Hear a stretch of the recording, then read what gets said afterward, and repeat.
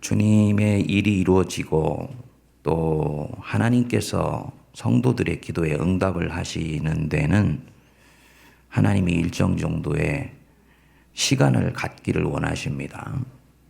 그래서 오순절 마가의 다락방에서 기도했던 성도들 오순절까지 기도를 했고요. 솔로몬이 성전 축성 기도를 100일 동안을 하고 난 뒤에 하나님이 응답하셨습니다. 우리 예수님도 40일 동안을 광야에서 기도하셨습니다. 여러분들 30일 동안은 자기가 가지고 있는 기도 제목 야무지게 붙드시고 불독처럼 집요하게 물고 늘어지시길 바랍니다. 중간에 반드시 원수가 내 기도를 막는 여러 가지 삶에서의 다양한 방해들을 합니다. 그것에 넘어가면은 안 됩니다. 여러분들은 누군가의 집에 초대를 받아간다고 가정을 해보십시오. 초대한 사람이 그럽니다. 올 때 아무것도 사오지 말고 그냥 오세요.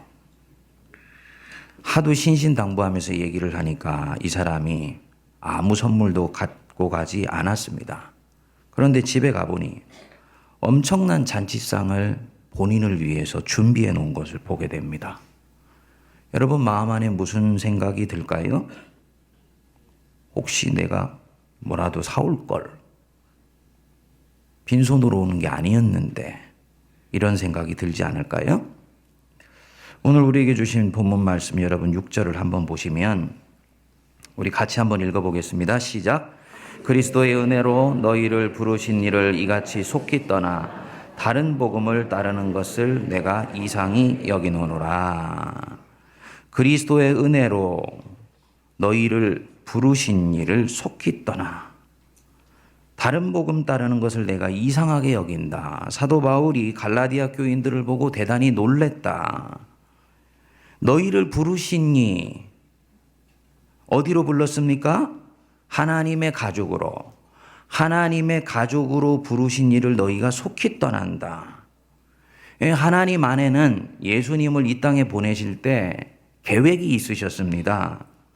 예수님의 죽음과 부활을 통해서 이 세상에 하나님의 새로운 가족 공동체를 이루시는 거예요. 그러니까 이 하나님의 가족을 이제 유대인뿐만 아니라 모든 열방에까지 확장을 하시는데 이 하나님의 가족이 되는 데는 예수님 안에서는 조건이 없습니다. 장벽이 없어요. 인종 간의 차별도 없고 문화의 차별도 없습니다. 어떻게 이 일이 가능하다고요? 예수님의 십자가의 보혈의 능력 때문에 가능한 것입니다. 예수님이 나를 죄의 권세로부터 자유케 해주시려고 십자가에 매달려 죽으셨다. 그분이 내 인생의 구주이다.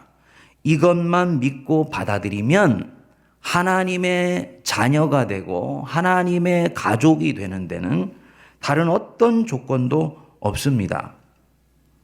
우리가 하나님의 은혜로 하나님이 우리를 하나님의 가족으로 받아들이신다. 여러분 이것이 복음의 핵심입니다. 사람들은 복음이 무엇입니까?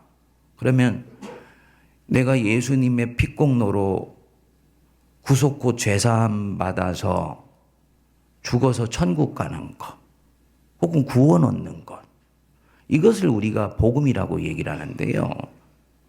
그거는 복음의 일, 10분의 1, 1000분의 1밖에 되지 않고 복음의 핵심은 뭐냐면 저와 여러분들이 예수님 때문에 하나님의 가족이 되었다는 거예요. 하나님의 가족이 되었다는 것이 뭔가요? 하나님의 자녀가 되었다. 하나님의 아들이 되고 딸이 되었다는 것입니다. 이 아들이 되고 딸이 되었다는 이 말은 하나님과 우리와의 관계를 인간의 말로 가장 잘 표현할 수 있는 언어를 찾다 보니까 가족이라는 말, 아들이라는 말, 딸이라는 말을 썼던 것이지 실제로는 그 이상이지요.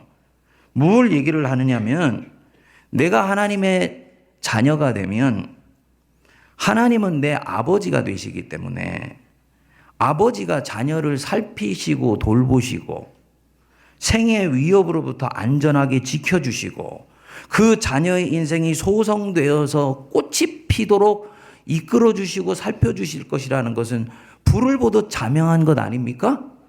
그러니까 복음의 핵심은 내가 하나님의 가족으로 되었다라는 거, 이게 핵심이죠. 이 내용 속에 죄의 용서도 있고 복을 받는 것도 있고 죽어서 천국 가는 것도 있고 다 들어있는 거예요. 어떻게 하다 보니까 한국 교회가 하나님의 자녀가 되었다라는 이 부분에 대해서는 별로 가슴이 설레이질 않고 자기가 지은 죄에 대해서 주님이 용서해 주셨다, 내가 죽어서 영벌에 처해지지 않고 천국 간다, 이거를 구원의 핵심 내용이라고 생각하더라는 것입니다. 생각해 보십시오. 하나님이 나를 자녀로 삼아 주셨는데 자녀가 죽어서 지옥 가도록 가만 놔두시겠습니까? 천국은 이 땅에서 천국을 살았던 삶의 자연스러운 결과고요. 이 땅에서 천국을 산 하나님의 백성들은 당연하게 죽어서도 하나님이 우리를 영생으로 이끌어 주시는 거예요. 그러니까 이 가족이 되었다는 것이 모든 그리스도교 복음의 핵심이고 가장 큰 축복이라고 얘기를 할 수 있는 것이죠. 근데 이것을 위해서는 주님으로 믿는 것 외에는 하나님의 가족이 되는데 다른 아무 조건이 없다는 것입니다. 그런데 바울이 보니까 이런 진리를 속히 떠나서 다른 복음을 따르는 거예요. 네가 예수도 믿고 할례도 받고 모세의 율법도 지켜야 하나님의 가족이 된다. 왜 그 넓고 쉽고 간단한 길을 포기하고 좁고 어려운 길을 선택해서 이 갈라디아 교인들이 복음을 믿으려고 할까? 그게 너무 이해가 되지 않아서 내가 이상하게 여기노라 라고 말씀을 하고 있는 것입니다. 그러면서 7절에 말씀하지요. 다른 복음은 없나니 다만 어떤 사람들이 너희를 교란하여 그리스도의 복음을 변하게 하려 함이라. 다른 복음은 없다. 복음은 하나이지 여러 가지 복음이 있을 수 없다. 변질된 복음은 복음이 아니고 이단입니다. 예수도 믿고 할례도 받고 계명도 지켜야 하나님의 자녀가 된다. 그거는 다른 복음이 아니라 변질된 복음이기 때문에 그때부터 이것은 복음으로부터 축출되는 거예요. 이 시점에서 여러분들한테 질문 하나를 제가 드려보겠습니다. 예수를 주님으로 믿기만 하면 네가 하나님의 자녀가 되어서 그분이 내게 주시는 은혜의 부요함과 풍요함과 넉넉함과 그분의 놀라운 은혜를, 능력을 누리며 살 수 있다고 말씀을 해주셨는데 왜 갈라디아 교인들은 그 쉬운 길 버리고 굳이 어려운 길, 할례도 받고 모세의 율법도 따르는 어려운 길을 받아들이려고 했을까요? 첫 번째로는 너무 쉬우니까 신뢰가 가지 않는 것입니다. 너무 쉬우니까. 여러분들이 복음의 핵심은 하나님의 가족이 되는 거다. 내가 하나님의 자녀가 되는 것이다. 너무 쉽잖아요. 그게 겨우 복음이야? 예? 별로 감동이 없지 않습니까? 수없이 많이 들었지만 그 속에 담고 있는 그 은혜의 풍요함을 우리가 누리지 못했었기 때문에 그것은 우리들에게 이미 아는 사실로 되어버린 거예요. 목사님, 그거 말고 복음 안에 또 다른 뭔가가 없습니까? 갈라디아 교인들이 바로 그런 마음이었습니다. 너무 쉬우니까 그것으로 오히려 이 사람들이 감동을 받지를 않는 거지요. 여러분, 진리의 본체에 가까우면 가까울수록 단순하고 명료하고 쉽습니다. 원래 뭘 모르는 사람이 대단히 어렵게 얘기를 하는 거예요. 고전과 고전 아닌 것의 차이가 뭔 줄 압니까? 고전은요, 대단히 단순합니다. 너무 단순해서 그 속에 아무것도 없는 것처럼 느껴집니다. 반면에 고전이 아닌 것은 대단히 현학적이면서 대단히 심오해 보이고 난해해 보입니다. 좋은 것이긴 하지만 고전의 클래스에 들어가지는 못하는 거예요. 진리는 쉽고 단순하고 명료합니다. 물론 거기까지 이르기 위해서 굉장히 많은 과정을 거쳐서 나중에 단순해지는 것이지요. 그런데 갈라디아 교인들은 그게 너무 쉬우니까 오히려 믿는 것에 대해서 확신이 서지를 않았던 거예요.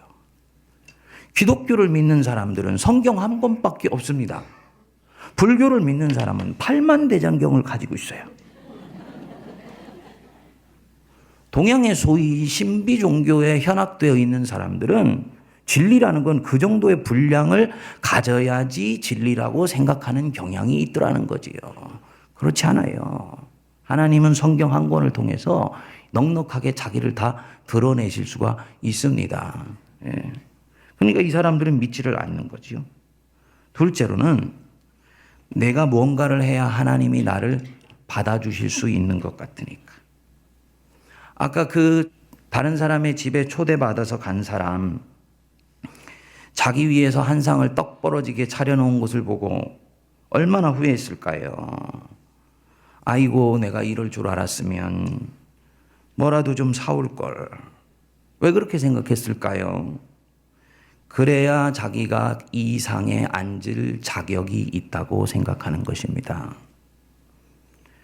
나같이 죄가 많고 허물 많으며 상처가 많은 사람, 못된 사람을 어떻게 하나님이 가족으로 받아주시겠어? 내가 뭐라도 해서 내 죄를 씻어야 그분이 자녀가 되기에 합당한 자격을 갖게 되는 것이지. 대단히 양심적인 마음입니다. 그런데 잘 보십시오. 하나님이 자녀가 되기에 합당한 조건을 누가 선택합니까? 자기가 선택하잖아요. 그래서 여전히 이 사람은 자기가 주인이라는 것입니다. 이런 의식들, 복음이 들어가는 곳에는 항상 작동을 합니다. 어저께 하나님 플러스 알파를 우리가 항상 믿는다 했지요. 사실은 하나님 안에 그 알파도 있는데 항상 하나님 플러스 알파를 믿는다 그랬어요. 복음이 들어가는 곳에는 사람들 안에 유혹이 일어납니다. 항상 복음 플러스 알파를 같이 복음으로 가지려고 그래요. 유대인들은 할례를 알파로 가지려고 그랬고요. 중국이나 한국이나 일본처럼 유교의식이 강한 곳에는 수없이 많은 거칠의 문화들이 복음 안에 복음 비슷한 것으로 끼어들어와 있습니다. 에헴 의식들, 그것이 채워질 때 복음이 완성됐다고 생각하는 것들 다 복음 플러스 알파예요. 불교나 힌두교를 자랑하는 사람들 역시 그 전통의식이 들어와 있습니다. 항상 교회 안에 이것이 같이 들어와서 교회를 때로는 부패시키고 성도의 영혼들을 타락시킵니다. 그런데 워낙 교묘한 형태로 끼어들어와 있기 때문에 어떤 것이 복음이고 어떤 것이 알파, 즉 문화인지 구별이 잘 되지 않는 경우가 대단히 많아요. 그래서 전문적인 소양 신학 훈련을 한 목회자의 리더가 필요하고 인도가 필요한 것이지요. 교회 안에서도 마찬가지입니다. 카펫을 까는데 레드 카펫을 깔지 녹색 카펫을 깔지 그것이 뭐 그리 중요합니까? 그런데 교회 가면은 그걸 가지고 목숨을 걸고 당회가 나뉘어서 싸우는 거예요. 웃으시는데 비일비재하게 이런 일들이 일어납니다. 문화에 속한 것을 복음처럼 생각해서 목숨을 걸고 사수하려고 하니 시간이 지나면서 복음이 죽어요. 왜냐? 문화는 복음 플러스 알파는 이 복음을 담는 그릇입니다. 옷이에요. 계절이 바뀌면 옷을 바꿔 입듯이 복음이 왕성해지기 위해서는 그 그릇이나 옷은 바꿀 수가 있을 때 이 복음의 능력이 한 공동체 안에서 개인 안에서 마음껏 꼽혀날 수 있는데 이 문화가 복음인 것처럼 생각하는 사람들에게 있어서는 복음을 들고 목숨을 걸어야 되는 사람들이 문화를 사수하기 위해서 목숨을 걸다가 결국은 복음이 그 안에서 때가 됐을 때 허물을 벗지 못하는 뱀처럼 질식되어서 죽어버리는 거지요. 여러분, 사도 바울이 유대인 외에 다른 이방인들에게 할례를 강요하지 않은 것은 이거는 하늘의 지혜입니다. 할례는 유대인들의 문화예요. 이미 그것을 종교로 생각하는 때는 예수 그리스도께서 십자가에 못 박혀 죽으시고 난 뒤에 이미 지난 거예요. 그건 옛 언약입니다. 바울은 빨리 이것을 캐치해냈습니다. 그러니까 할례를 강요하면 할수록 유대인들에게 예수 그리스도가 전파되는데 오히려 걸림돌이 되고 이것이 장애가 된다는 것을 꿰뚫어 보았던 것이지요. 그것을 걷어치워 버리니까 왕성하게 뻗어나가서 나중에는 세계 교회 어머니 교회인 예루살렘 교회는 마이너리티가 돼버리고 처음에 새싹에 불과했던 안디옥 교회나 에베소 교회가 머저리티가 돼가지고 세계 선교를 주도하는 역사들이 나타나게 되는 것입니다. 우리가 이 부분들을 깊이 통찰해야 됩니다. 바울이 분노에 가깝게 이 잘못된 복음 전하는 사람들에게 저주를 쏟아냈죠. 우리 8절 9절 한번 같이 읽어보겠습니다. 시작.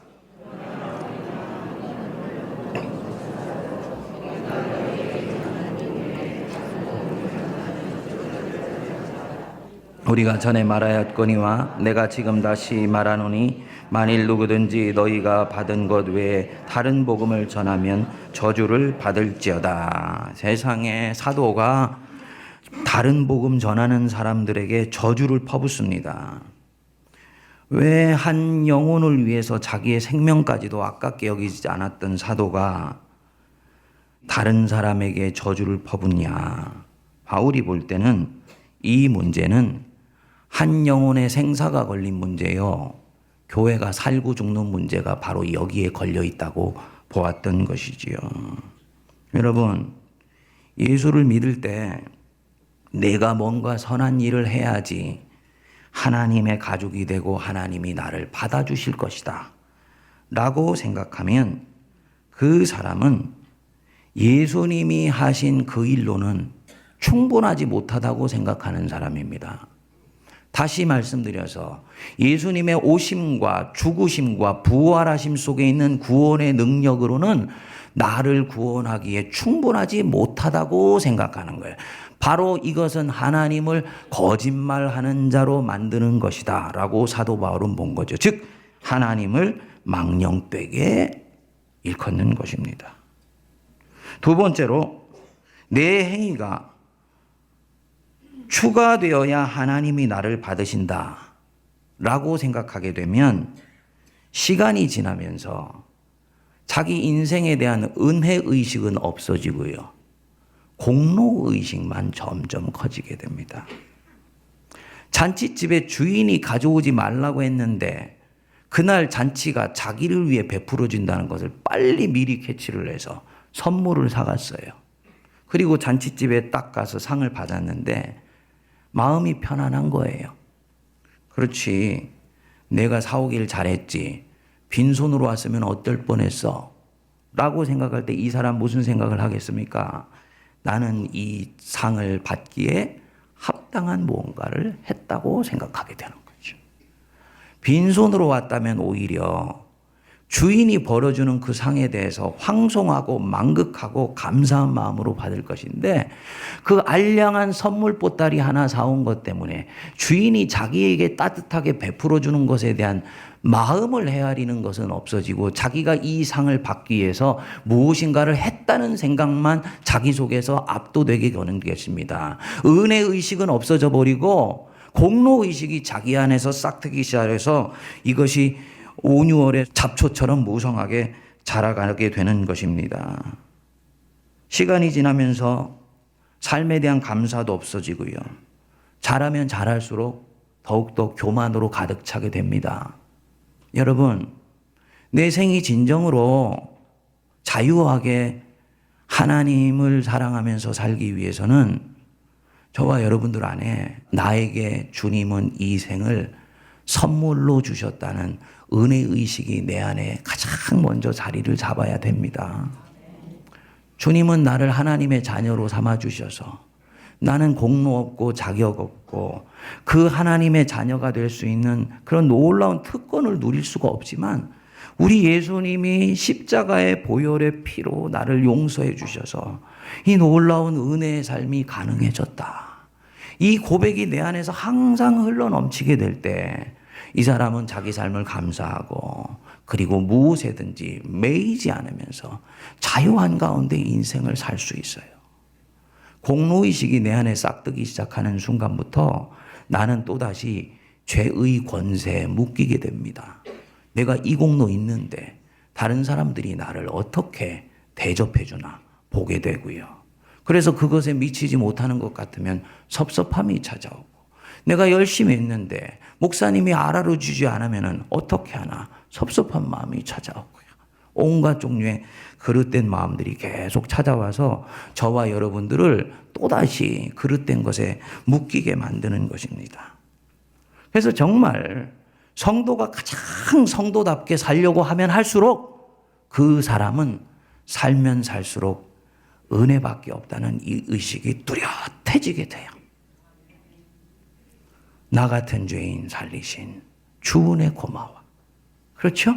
잃었던 생명 찾았고 광명을 얻었네.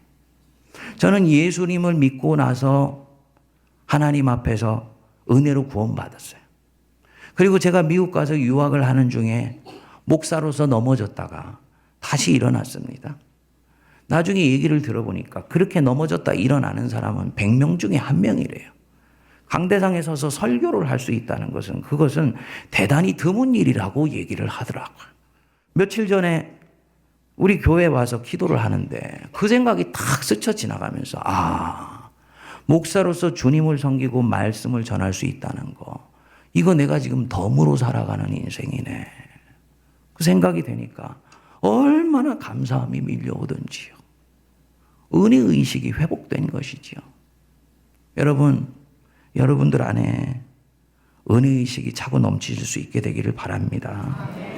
내가 뭘 해서 내가 지금 이런 것을 얻었다 생각하시면 여러분들은 지금 죄의 권세 아래 다시 들어가 있는 것입니다. 토가였던 곳으로 다시 돌아간 거예요. 직분을 얻은 것도, 교회에서 자리를 얻은 것도, 사회에서 무엇인가를 내가 하고 있는 것도, 그 모든 것이 예수 그리스도 안에서는 하나님이 내게 베풀어 주신 은혜의 선물이라는 것을 내가 깨달을 때, 이 사람은 자기 가진 것들을 가지고 하나님을 위해서 신실하게 사용하면서도 그 코끝에서 찬송이 늘 흘러넘치는 사람이 되는 것입니다.